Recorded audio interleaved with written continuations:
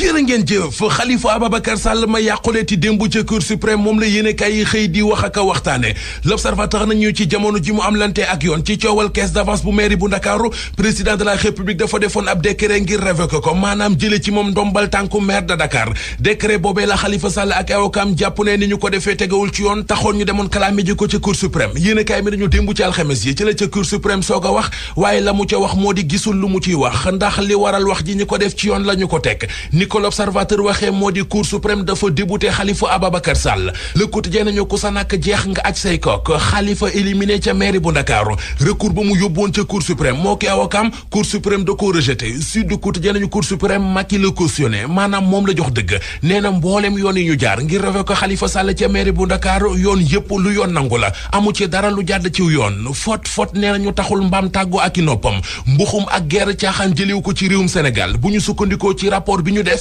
jëmee ko ci tolluwaayu guerre ci dënd bu Afrique bi enquête dina kay nañu Afrobaromètre ñoo lëkkaloo ak Transparency International defub enquête ci diirub ñaari at fanweeri réew ak juróom la ñu tànn ci dënd bu Afrique bi réewum Sénégal bokk na ci réew yi corruption bi ëppee doole La Tribune nañu rapport ba wax na ne guerre gi fépp la ci réew mi mu di ci Assemblée nationale di ci justice bi ba ci gouvernement bi Les Échos nañu du foofee rek la indi bi di folote sénégalais yi ñu intéressé ci rapport bi tuumal nañu président tuumal ministre yi police magistrat sëriñ si homme des affaires yi ba ci borom entreprise yi fanweeri agence ak benn yi nekk ci réew mi la Sénégal mi ngi ñuy wax ne président Macky Sall taxaw na ci jële fi genn wàll gi am na fukki agence ak juróom yu mu nar a supprimer la mu ca jublu moo di yaxanal dépense état bi waaye fexe ba wàccu ak càkkute fu Fonds monétaire international ak it bu inspection générale d'état fukki agence ak juróom yi président Macky Sall nar a supprimer las mi ngi ñuy wax ne defal nañu ko ci liste ba validé na liste ba coowal Petrotim ak ña ñuy wóolu ca dig ngir ñu dem di témoigner Direct Info nee nañu ñi suli coow li ñu ci bari